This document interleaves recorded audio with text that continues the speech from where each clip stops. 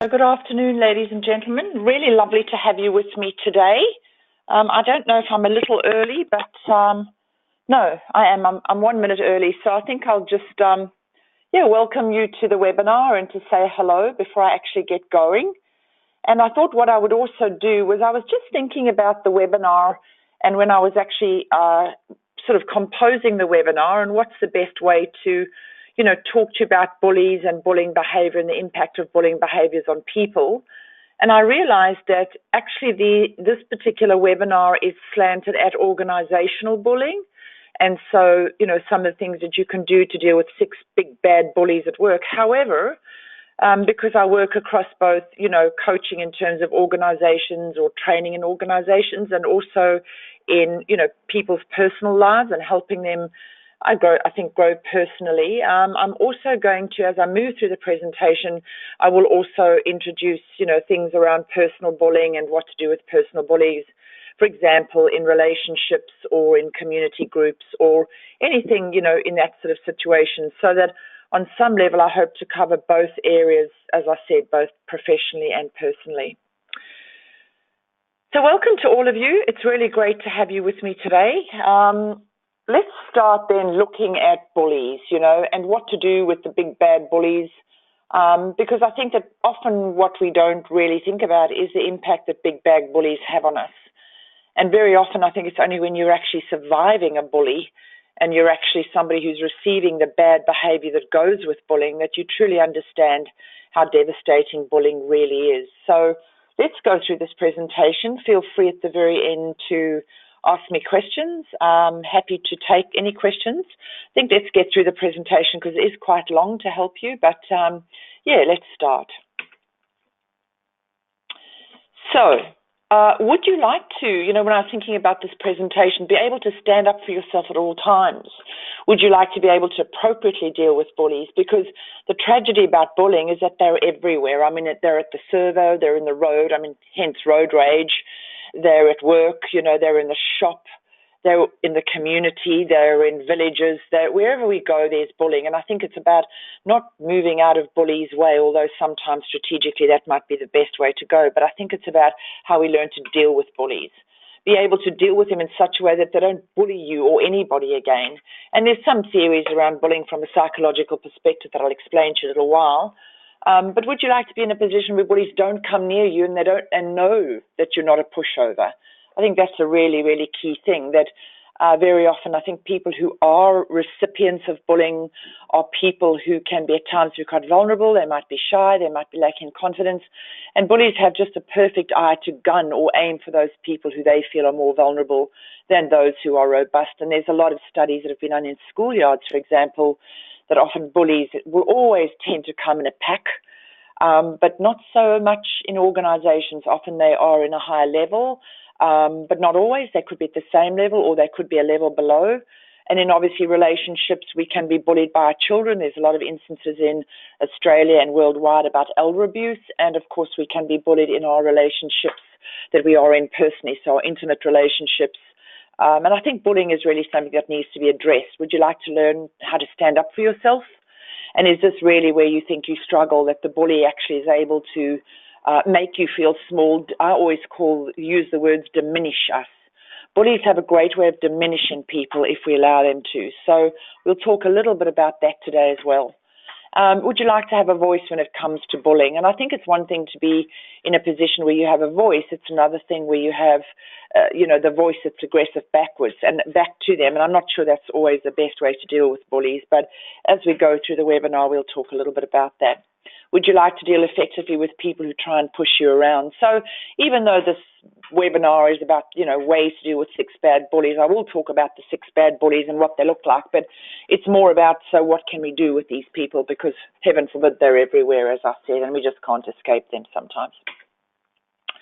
I think the problem many of us experience is that bullies are everywhere, and I say, that they're always around, and And do we allow them to walk all over us? Maybe we get more bullying behavior because we don't stand up to it. And I was working in an organization a couple of months ago, and I really saw this particular behavior. It was really interesting.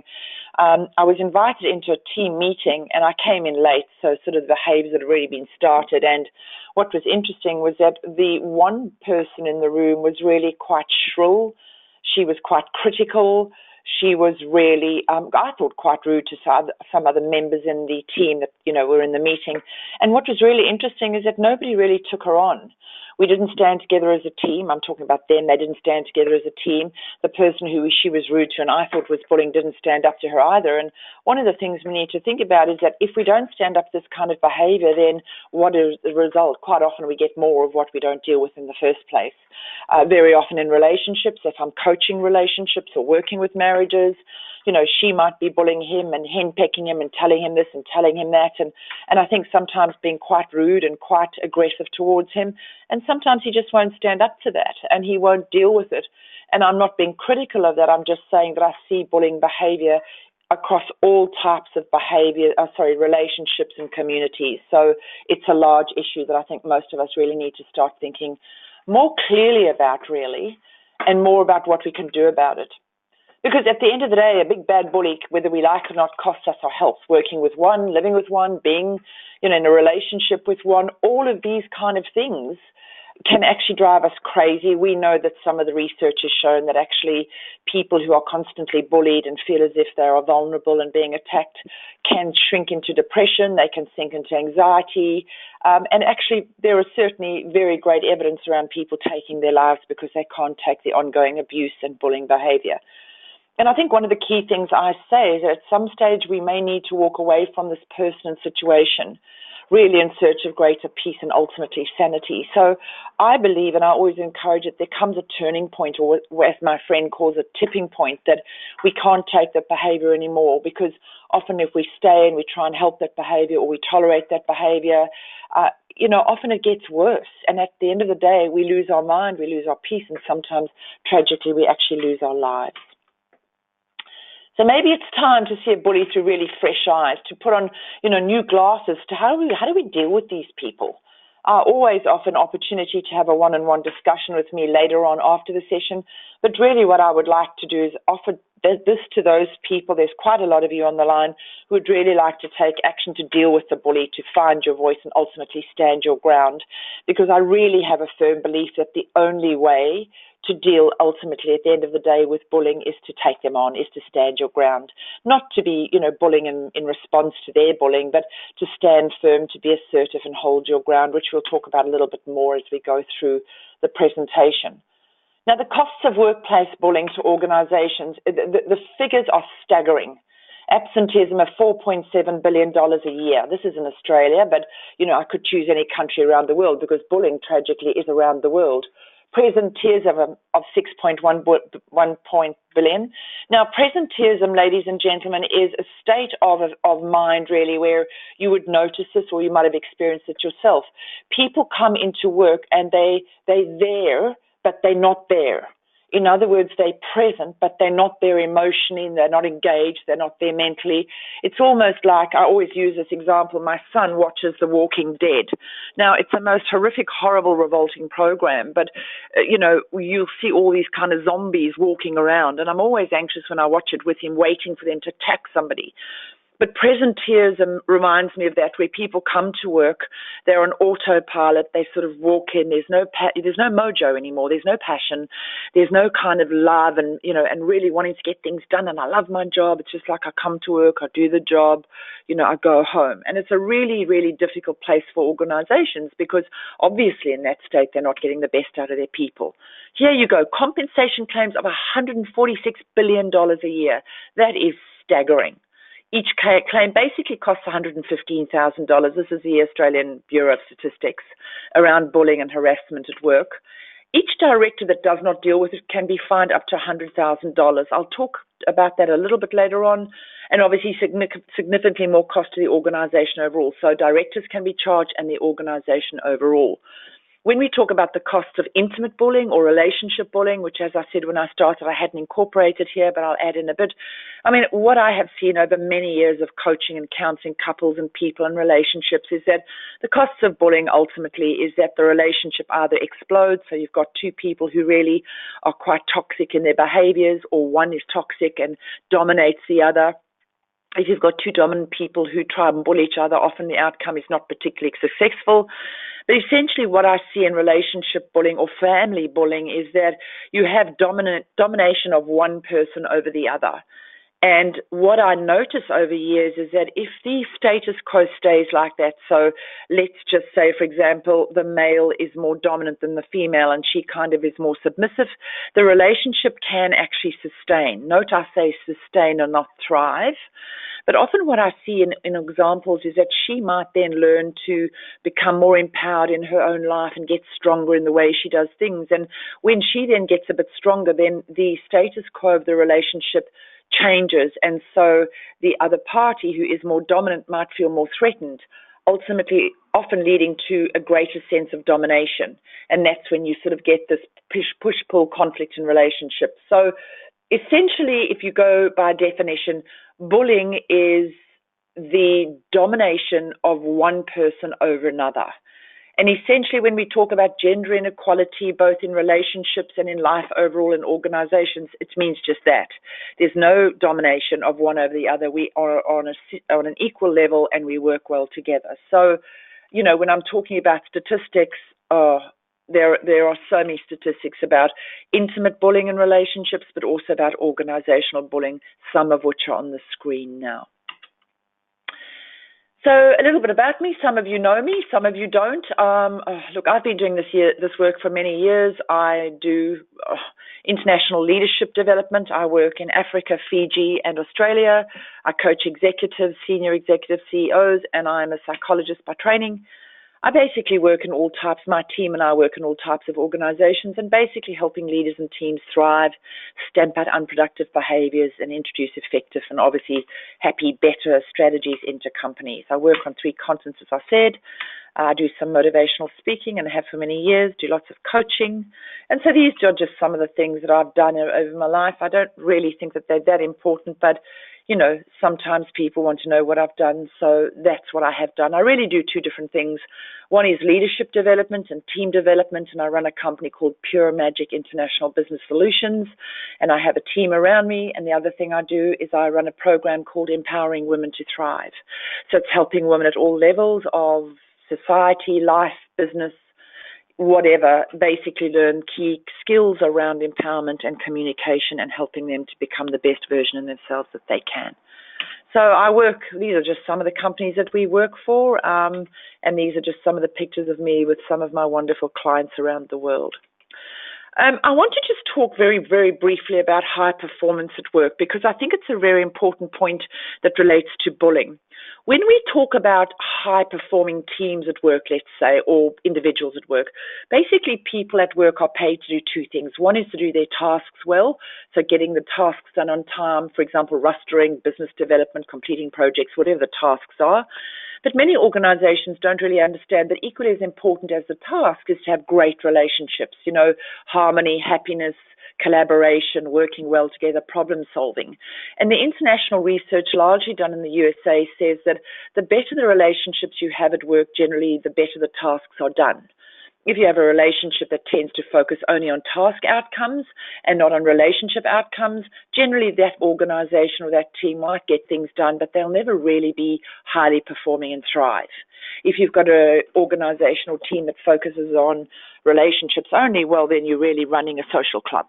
So what I'm saying is that when we're talking about, and it's the same in families, think about it, you know, in your marriages or if you're in a relationship, you still have to get the tasks done. So often we, you know, sort of fall into gender-specific roles, you know, the females might shop and cook and clean, whereas the men might, you know, go out and work and do the garden and, you know, do the mowing. Now, I really don't like generally to be in a situation where I talk about gender-specific roles because I think that's changing significantly. But for the purposes of what I'm trying to explain to you with regards to this webinar is that we have tasks that we have to do even if we're in a relationship, right? But then the thing we also have to do in our relationships, and obviously, is to make sure that we're great in them and to have a good relationship with our partner. And how do we do that? Well, we listen, we be nice, we introduce fun, and, we really put energy and effort into that relationship because it's important to us. So whether it's at work or whether it's at home, the concepts remain the same. However, it becomes very non-performing when you introduce bullying behavior into either of these, and I'll explain what I mean. A bully essentially makes all the bad difference in our lives. Bullying behavior essentially, by definition, is repeated ongoing attempts to control or embarrass one person by another.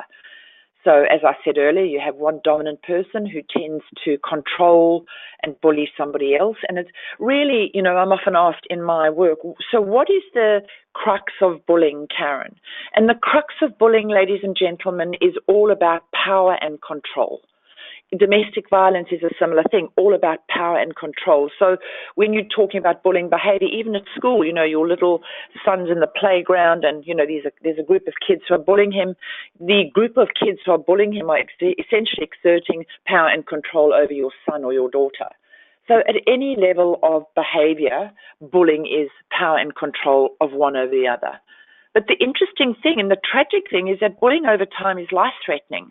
How long ago? It was 3 weeks ago that I saw on the news that another 15-year-old beautiful young woman had committed suicide, and it was all over Facebook because people at her school were bullying her and criticizing her and making fun of her. So I think when we talk about bullying, we don't always understand that it can actually be life-threatening. And I think really one of the key things is unless you learn to stand up to them, the controlling behavior often gets worse. Now, in that statement, easy to say, Karen, unless you stand up to a bully.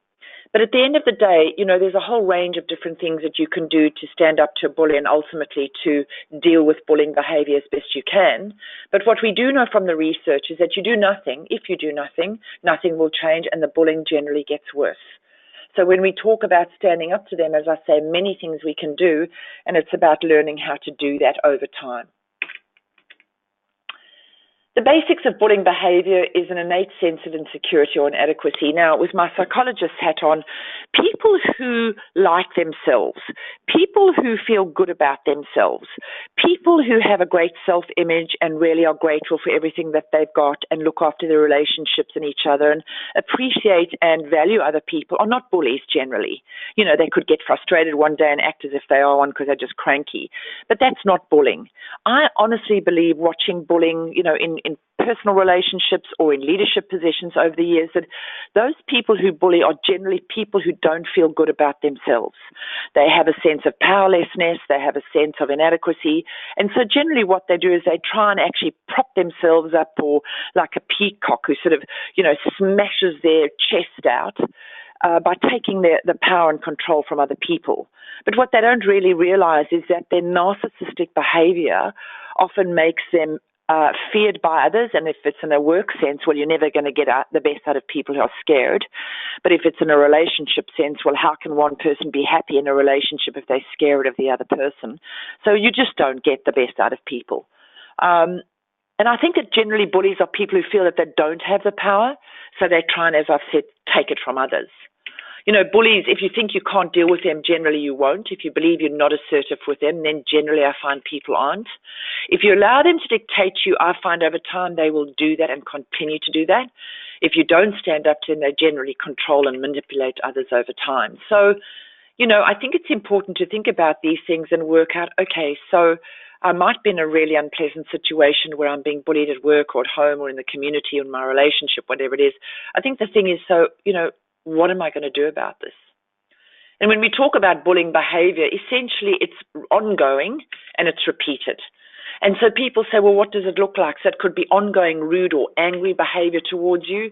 Often they blame you, or equally as damaging is completely ignoring you. So an example would be you might arrive to, a dinner, let's say a dinner, and somebody at the party just ignores you. They've had a disliking to you, and they don't enjoy you, and they just ignore you for the whole evening, and the next time they see you, they ignore you. It's bullying behavior. It's unnecessary. Or it could be, that your husband is really angry with you, or your wife is really angry with you, so they just ignore you for 6 weeks. Now, you might think, Karen, you're actually exaggerating. I promise you, ladies and gentlemen, I'm actually not. I have seen this for years and years and years, where I've seen relationships where there was one relationship, you're going to think I'm fibbing here. One relationship I worked with, they came to see me after 2.5 years. Actually, it was a same-sex couple, and the one partner in this relationship, hadn't actually spoken to or resolved issues with the other partners for almost 2.5 years. Now, if that's not bullying behavior, I don't know. So ignoring somebody, not talking to them is actually bullying behavior.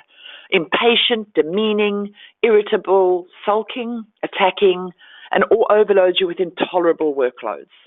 And the problem with this is that if it occurs over time, people start feeling disillusioned, depressed, unhappy, feeling as if they have a problem, feeling as if they've done something wrong. And I think it's a really scary place to be. But the most common forms of bullying, if you have a look at these stats, are being sworn or yelled at. Look at this, 38% or 37%, sorry, and being humiliated in front of others is 23.2%. Now, anybody who humiliates anybody in front of others, I'm sorry, but that behavior is unnecessary and intolerable. I just think it's wrong. Women are more likely than men to be bullied and experience unwanted sexual advances, and there you go, unfair treatment and experience being physically assaulted or threatened by a client or patient. Australian workplace bullying costs businesses and the economy a whopping $36 billion each. So, when we're talking about, I think it's each year, yep. So when we're talking about, these are staggering statistics when you think about, it's just about power and control of one person or group of people over another. So what are we going to do with this? It's a real problem, obviously, in life and in society overall. So let's just talk about quickly the 6 types of big bad bullies. Let's just recognize them. And as we go through this, I have no doubt that you'll actually recognize these bullies, either those that you experience or one even, in whichever part of your life, personally or professionally, that you are experiencing them. The always angry bully. Exhausting, these people. They snarl, they gnaw, they bite, they and they just, to work with is an absolute nightmare, but more importantly to live with is, well, most people run for the hills right out of the relationship because always angry is difficult to deal with. They're completely clueless. So somebody who acts as if they're completely clueless, I really didn't realize I was so rude to you, sorry. And then 3 or 4 weeks later continue the same, behavior. So either it's that they are completely clueless or is that they're really passive aggressive. And I think in some ways they're more difficult to deal with because they feign ignorance. They feign, a lack of insight and a lack of understanding. And yet I have seen bullies to be absolutely successfully streamlined in this particular type of bullying. The ever-critical bullying. The ever-critical bullying is probably the best bully to diminish another person, to make them feel bad about themselves, to make them question their self-worth and their confidence, and really is a very difficult form of person to live or work with.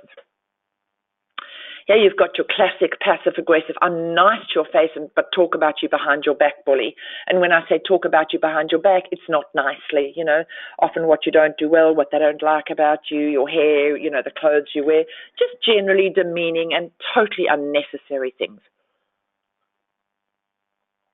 And what you would expect to find in a schoolyard. The totally disorganized bully. This is the sort of bully who I think, and I've seen it so many times, forgets their keys, can't find this, can't find that, slow with deadlines, forgot to finish a project. And basically it's everybody else's fault. So why didn't you finish this? You should have told me. Why is it that I can't count on my team to do this for me? So what they do is that they suffer from an innate sense of inadequacy around being on time, being efficient, being productive, but they don't take it on board themselves because you see it's everybody else's fault. Classic narcissism. The smiling assassin bully. Nice, really. I actually used to work with one. He would tell me to my face, I'll never forget this man, he was absolutely awful. Karen, you have the most amazing ability to work with so many different people. And, I think that I'm going to groom you for my job. And, you really, really are on the fast track to success. And I thought to myself, oh, that's really nice when I first met this person, but I'm pretty smart sometimes. And I just thought, I'm not sure about this. Anyway, a long story cut short, get this, right? One of the people, so he was on the executive team, and one of the people who sat on the executive team with him was a friend of mine. And what he used to go to the executive team to do, well, I was totally incompetent and I was unable to finish tasks on time, and it was just unbelievable. And I remember I was so upset, but I decided to actually take him on. And so I then I confronted him about the behavior, which he denied, and I knew he would. And eventually this just went on and on and on. And one of the things I decided to do was leave because it was just not worth my while. And they fired him 2 weeks later, and then they came back and offered me his job about a month after that. So that kind of bully who I really don't appreciate. So why do bullies continue doing what they're doing? I think some leaders don't know how to deal with bullies, and neither do their colleagues. That's in the workplace. Often, and I think this is a really important point, there are no consequences for bullying behavior.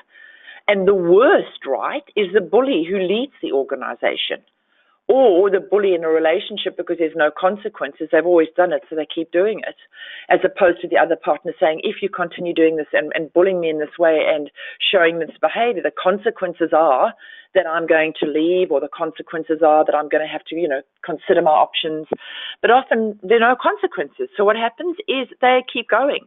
And in the fact that there are no consequences, it actually means that the behavior, ladies and gentlemen, is condoned. So as long as it's condoned, it will continue to happen. Some people, so what we do is we tippy-toe around them. Some people, this is a classic one, if I ignore it, I know that that'll go away. It's not going to stay here too long. It's going to go away. It won't go away. Guys, it won't go away. It's going to get worse, I promise you. Others have tried many times, but they just give up. What's the point? If in organizations you have leaders who allow this or don't do something about it, therefore they condone it. Well, under the law, under Australian law these days, they can be fined and there can be some very significant consequences for this behavior. In relationships, obviously, the consequences might be different.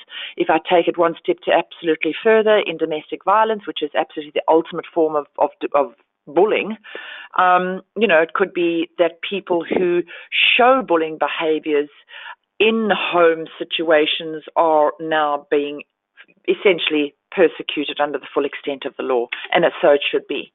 So what are the problems around bullies? Bullies have no insight, basically, or if they do, they don't care and make others feel really worthless.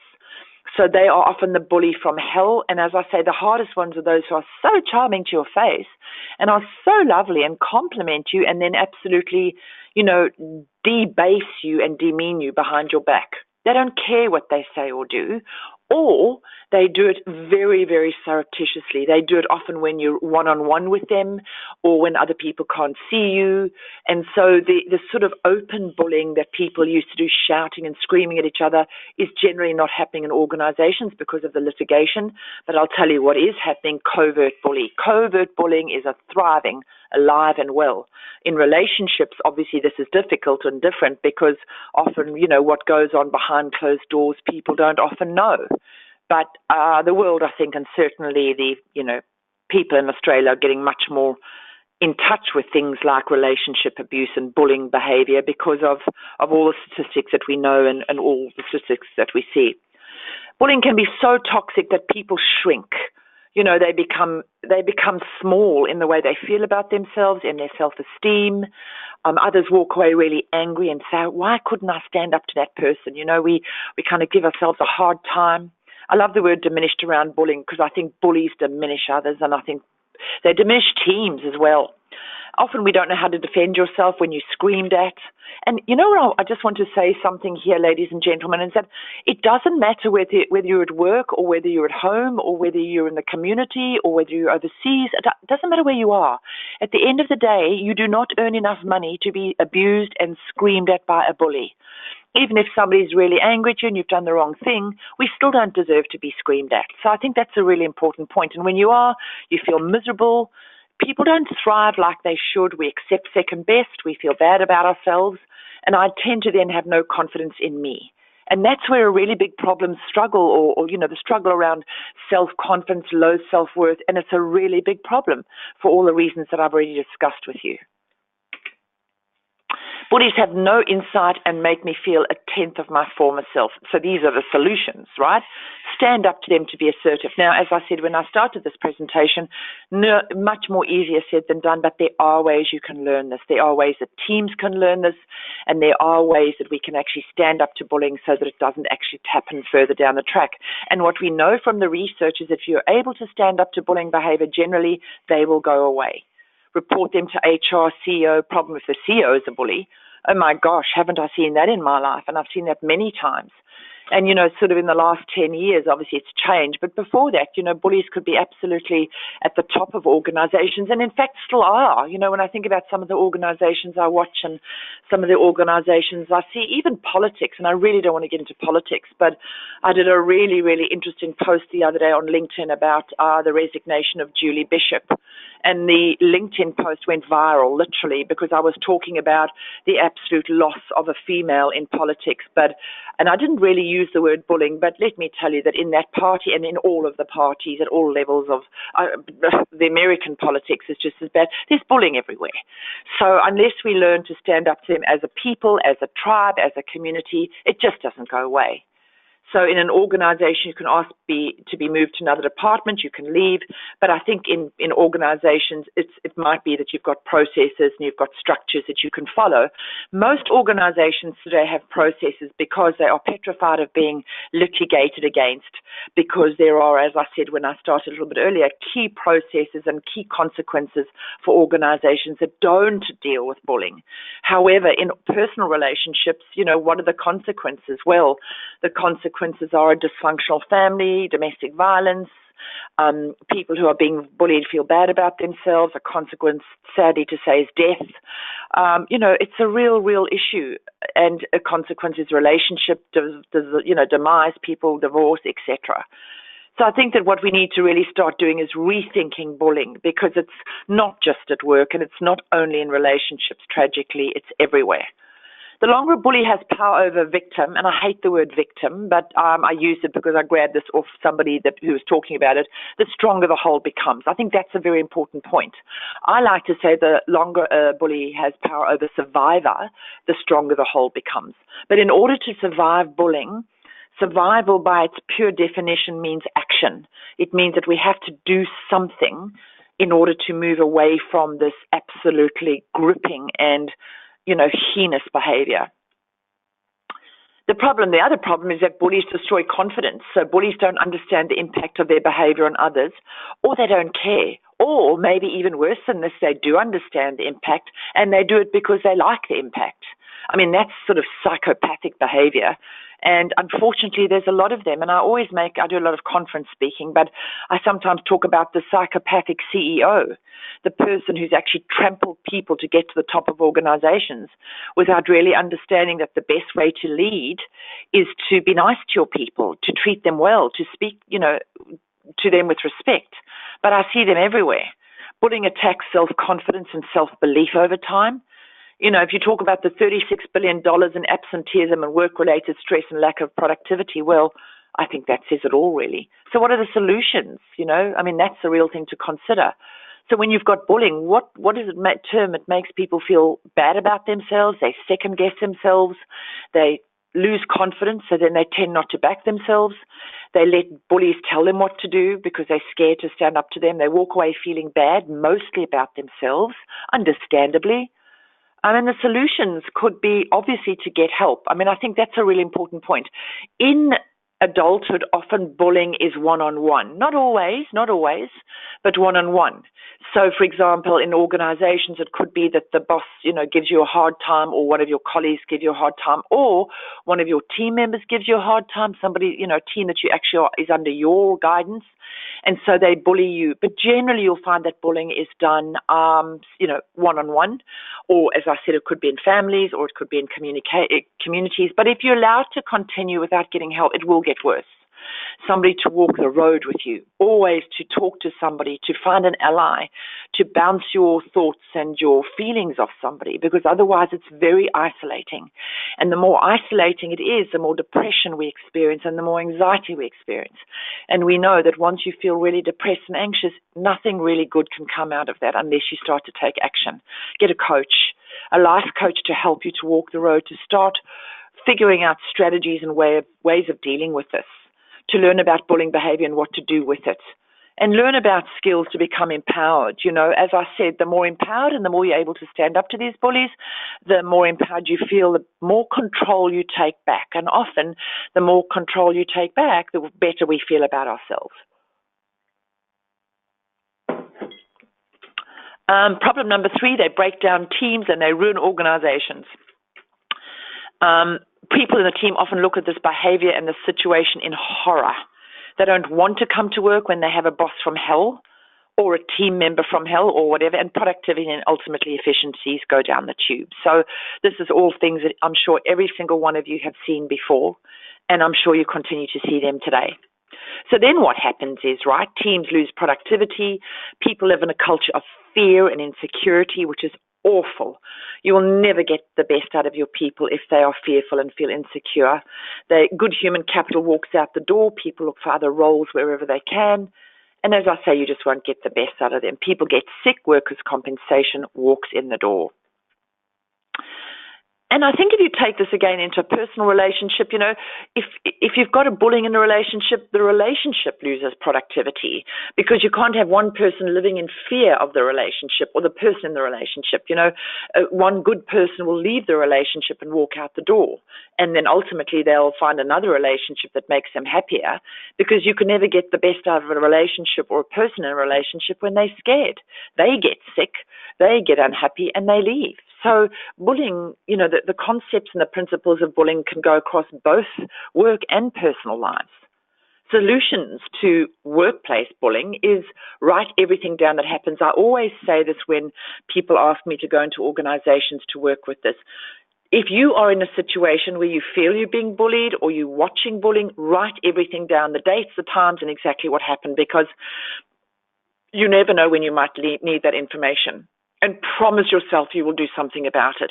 Don't sit there and take it. All I ask you is don't sit there and watch it.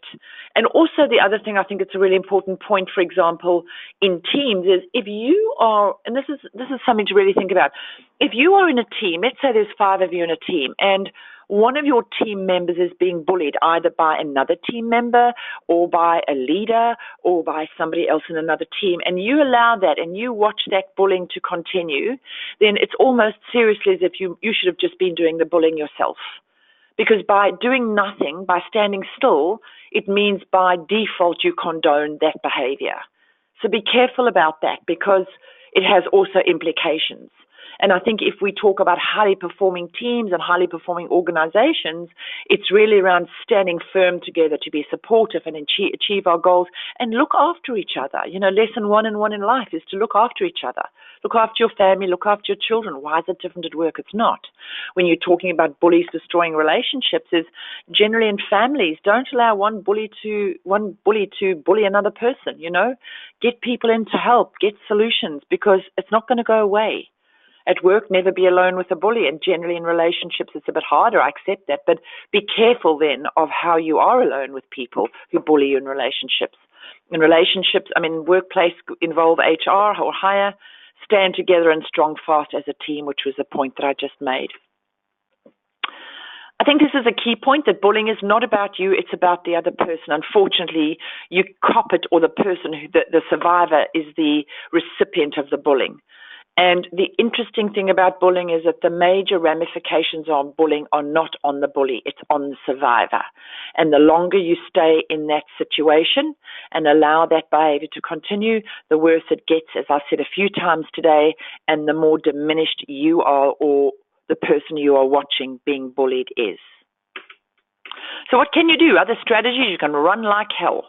I have advised many people over the years to leave organizations where they are being bullied, particularly, for example, if they're in a senior leadership role and the bully is the CEO, nowhere to go. You could go, to the law. You could get, legal people involved. You could get workers' comp. But if you've got the person sitting at the top of the organization who's the bully, honestly, it's not worth your sanity and your health. You can stand and fight. Yeah, you can stand and fight, but generally I don't advise that. I think it's more about make a stand. Stand your ground calmly. Sometimes people say, well, that makes them even more angry, and yes, it may. But I think there's a really, really interesting thing that I often teach or train on, which is, I guess, around emotional intelligence. And the lesson is this, that he or she who remains calm in the face of a bully wins. So if you've got a pen or paper there and you want to write down this absolute diamond, he or she who remains calm in the face of a bully wins. So don't lose it and get angry, stay calm. Change your attitude. And what I mean by that is don't take the behavior and just shrink further down because you're low enough. Change your attitude and say to yourself, you know what? I don't deserve this. I deserve better, so I'm going to do something about it. Or change their attitude. Sometimes when you stand up to a bully, and I think this is an important psychological lesson, sometimes when we stand up to a bully, we actually realize that, or the bully realizes that, hoy, I can't actually, I can't be mean to this person anymore because they chirp back at me. So actually then it often changes their attitude and they leave you alone. The difficulty is that by leaving you alone, they often go elsewhere. But that's okay because at this stage, it's not about you.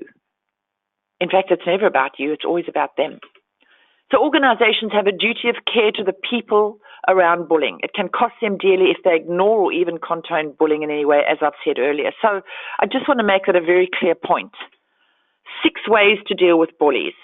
So I can't help myself. I always say 6, but then I'll always say 7 or 8. I just add them as I feel. These are really good lessons that need to be thought about. And, it's not as if you don't know these, you do.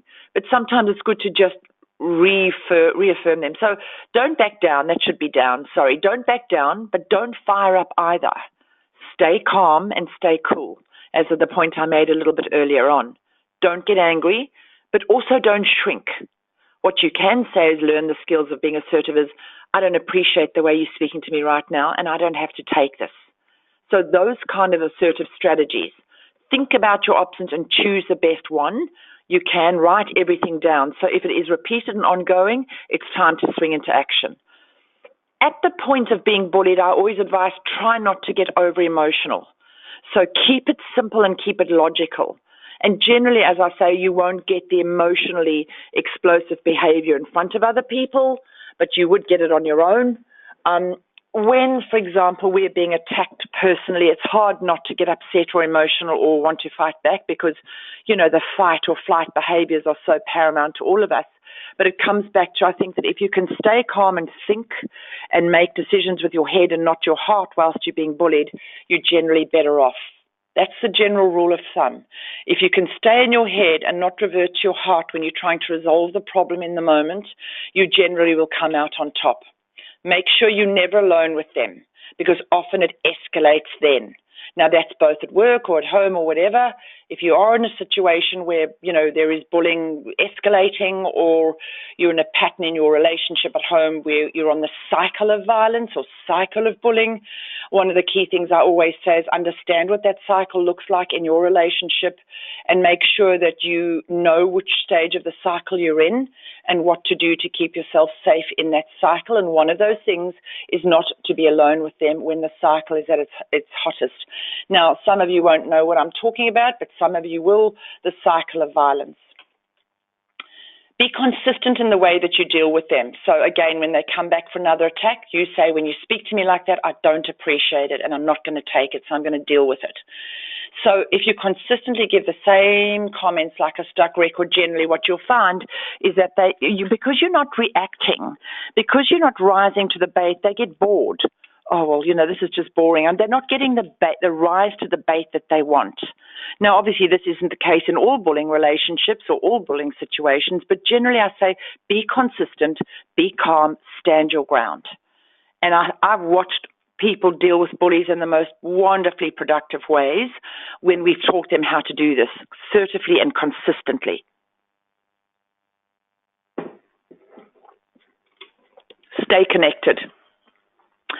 I always say this is absolutely, absolutely key. Bullies tend not to, the psychology of bullying is that bullies will go for people, as I said when I started today, who they see as vulnerable, who they see as easy to target. Think about the schoolyard, right? If you, for example, are somebody who they see as well connected, or as somebody who has very strong allies, generally what we see is that they tend not to be targeted. So therefore, a strategy is to be well connected, have good allies, have strong allies who support you, who are there for you, and who want to be, who want to help you. Generally, you won't be targeted. Same thing really in your relationships. Just be well connected, have good, strong support around you. Set your limits. When you treat me like that, I find it unacceptable, which really is part of the assertive technique. Often what I see in teams is if one person stands up for another person, then generally the others will as well. And then what you find is that you start having a team spirit of achievement and support, which really is what you want to have, because if you stand together and strong as a team, then ultimately what you get is you get a team that really sticks together, and they're not vulnerable to, I guess, either internal or external attack. So when we're working with teams and we're creating highly performing teams and organizations, we actually create teams that are very, very resilient and robust around each other. And essentially that tends to drive bullying out the front door. I didn't know that this was here. This is a woman I coached. She's just the most remarkable, remarkable female. So her name is Viv Allenson. She's the CEO of a huge aged care service, and she and I met a long time ago, but she was actually going through quite a difficult time in her life at that stage. She was working with a difficult group of people above her, and I think she felt as if she was unable to deal with these people. So we just sat and did some strategies, and I really enjoyed working with her. She was fabulous, and she actually got the CEO of the year. So, the coaching that I did with her was wonderful, and she's just the most inspirational leader worth having a look at. So when we talk about, how do you deal with these things, Karen? It's easy for you to say, you've done this for many years, you're experienced, you know how to deal with it. Well, that may be the case, ladies and gentlemen, but I think it's about we all have to start somewhere. And if you are already, you've got some strategies and you need more, well, then you just go out and you find them. Or if you really are stuck and you don't know what to do, same thing, you're going out to find them. So we've been doing this obviously for many, many years and across all different continents, as I said earlier, and lots of types of relationships and organizations. And what we always like to say is that we help teams go from this to this, or people, relationships go from this to this. So it's about really understanding how to deal with these things and what to do with them. So as I come to the end of my presentation, it's really, do you want to change whatever situation you're in? Obviously, you've come onto the webinar today because you're either interested in this for some reason, or because you want some help with something, or because you're struggling with bullying in any aspect of your life. So as I've just said, to do this, you've got to learn how to deal with it. So does your organization need help with a culture of workplace bullying, or even dealing with one bullying that needs sorting, or a few? Corporate culture or a culture of fear and blame, that is bullying, will never get the best out of your people. It is about putting in strategies and techniques to deal with it. And the same thing in your relationship or in your family. Would you like to learn how to deal with bullies at work and in life? So what I can actually offer you is, if you really want to thrive, you actually have to do something. Because if you stay inert, nothing will change. So your next step is, what I would like to offer you, if you'd be interested, is to have a quick chat with me, if you'd like to. That time trade, if you've got a pen with you, jot it down, type it into the search bar, and it'll come up a calendar. If you'd like a quick 15-minute conversation, have a brief chat with me about bullying in organizations or personally, or if anything else you're struggling with across your life, please feel free to go in and book your time trade. If you don't have a pen and paper, MJ, my steady, sturdy MJ, who helps me with all of my webinars and marketing and brochures, she will send you an email offering you the opportunity to have a quick chat with me. Happy to talk to you, happy to come into your organization at no costs involved, just to talk to you about that if you would like. Feel free to follow me on LinkedIn. I do lots and lots of blogs and posts. And of course, I do lots of blogs and posts on both the Pure Magic website and lots on the Karen Walsh website. And really happy to just, talk to you and help you with anything that you feel you would like help with. So what we tend to do is we do things, we run programs to help organizations with leadership teams, etc. Lots of coaching, as obviously I've told you. And those are the two websites where you can go and get an free ebook if you would like to. So now it's your turn, ladies and gentlemen. It's been a pleasure talking with you today. And I'm just wondering, are there any questions? If you have any questions, I'm so happy to take them from you today. And let's see how I can help you if you would like me to.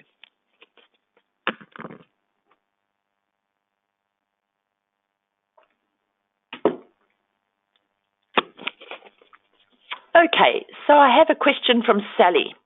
The question from Sally is, how do you rid your organization of a toxic blame culture? It's a really good question, actually, because what you have then is, if you've got an organization where the whole organizational culture is just toxic, and what I mean by that is that people talk about each other, they don't work together, people blame each other, criticize each other. It really is endemic, it's right within the kind of core, the bones of the organization. And it's not going to take one bullying workshop or anti-bullying workshop that's going to change it. It has to be a systematic process over time where, all aspects of behavior and outcomes and the way we treat each other and our vision and our mission and the values, etc., are all aligned with being a fantastic organization where we thrive and we work in a culture of achievement and support, not fear and blame. So it's a longer fix solution, Sally, not a shorter fix, but it's certainly possible. Here's a funny one. What do you do with your mother-in-law who's a bully? Well, haven't I seen many of those over the years? I think it can be very difficult, actually. Often if you've got a mother-in-law who's a bully, it's because let's just say, for example, I think there's always a great relationship between mothers and sons. And I think a lot of mothers feel very protective over their sons, for example. And my sister actually made a comment to me not that long ago that wives can never be enough for their husbands in the eyes of the mother-in-law. And I laughed at that because I think there's some truth in that, but not always. I think it's about, basically standing up to them. It's about all the things that I've been sort of throwing at you today, but I think it's more about learning some key skills and strategies to deal with them. So, it's not that easy. It's never that easy, but it certainly is. I guess what I'm saying is it's solvable. All of these things are solvable. So here I have one. Thank you so much. I have a member of my staff who's been bullying me since I started in the team leader role. So you've been bullied now for 2.5 years. She is constantly putting in complaints into my line manager about me. My line manager thinks the sun shines out of this person as a boss. I don't know where to go. Really good question. Where do you go? Because your manager thinks she's fantastic and all she does is complain about you and essentially undermine you. And I think it's a really difficult place for you to be. If your manager was more fair, or if your manager, I don't know what you've done in the past, has your manager, got you together with her and talked it out? Has there been some sort of mediation? Do you have a clear understanding as to why this person is complaining about you? What are the actual complaints that they're making?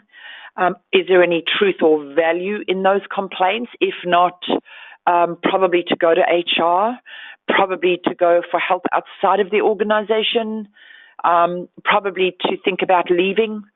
There's a lot of different options, but maybe the best is to book yourself a call with me. That would be the best option, I think. So fantastic talking to you all today, ladies. Thank you so much for your time, and gentlemen, sorry about that. And I look forward to seeing or speaking to you on the line, and I hope to hear from you soon. So all the very best, and you know where I am if you need me. Take care.